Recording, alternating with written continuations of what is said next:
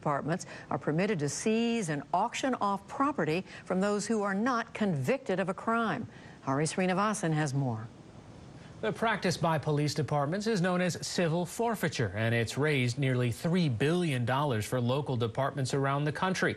But the practice has been controversial because property has been seized from people who are only suspected of a crime but not convicted. To talk more about this is Sarah Stillman, a staff writer for the New Yorker magazine. Her reporting nearly 2 years ago brought to light some of the abuses of the policy. So, Sarah, I tried to do it justice with a really tiny description, but explain civil forfeiture and what's gone wrong with it, just so we have an idea of why this is so significant today.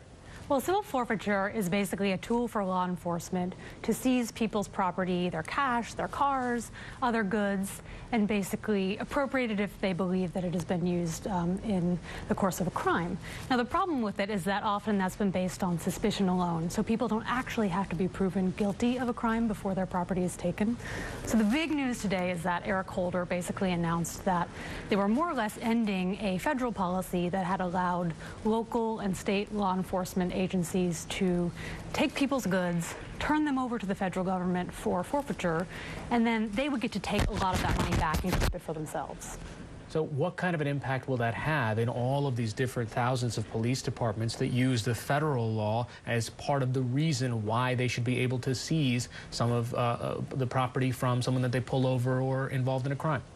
Well, it's really a starting point. So it means that, there will be more accountability at the local level, but a lot of this takes place at the state level when you're seeing abuses. And sometimes, some of the cases I wrote about in a piece for the New Yorker some time ago involved people who, an elderly couple in Philadelphia, for instance, whose son had sold about $20 worth of pot on the porch, or at least he was alleged to. He hadn't been proven guilty of the crime, and the family learned that after their home was raided by a SWAT team, the home was actually going to be seized and sold at an auction to benefit the city with those funds. So you're still seeing abuses like that at the local level that won't be stopped by this, because this is essentially ending a federal program of cooperation. Okay, so when we're talking about $2.5 or $3 billion in seizures, even any significant dent like that is going to have resistance from law enforcement agencies, right? Absolutely, because one of the issues with the perverse incentives is that law enforcement has become very, very dependent on these funds. And we've seen in many cases local police departments really don't have a lot of resources beyond the pool of money that they get from forfeiture, which can really be quite sizable. I mean, I looked at some small towns in Texas where almost the entirety of police operations, everything from money they were using to buy guns, to buy a lot of the things that you're seeing in these massive SWAT raids, all of that was coming from forfeiture funds. And are we seeing a slight shift in the political climate? Because there was a little bit of bipartisan support today for trying to rethink these laws.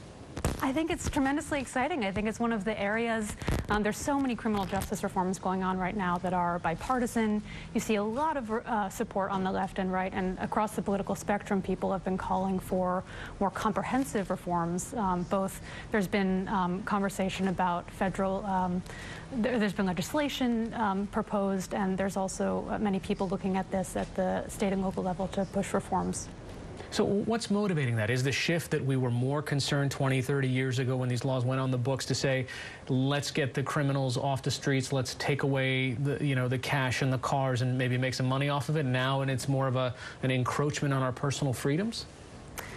I think we're at a moment when we're really reassessing a lot of what came out of the war on drugs. So these laws emerged from the 1980s, and they came out of, in many respects, a very good place, which is that people should not be able to profit from their crimes. But as they became this means of funding law enforcement, a lot of that spun out of control. And I looked at a lot of places where, for instance, in Detroit, a bunch of kids were at a party at an art museum. A huge SWAT team raids the place, and they seized all of the young people's cars without ever actually going through real procedures in court to prove them guilty of anything. So I think we're at a moment when we're really rethinking police militarization, and these issues are really intertwined.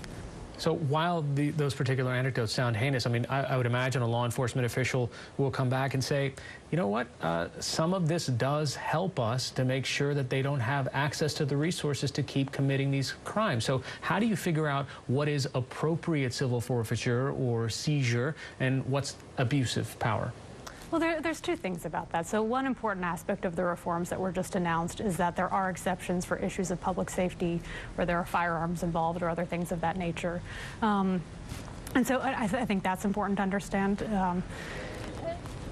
I mean, I think that, you know, there's a lot of ways in which the reforms that are being called for are still sort of part of a larger conversation that needs to be vetted in the public sphere.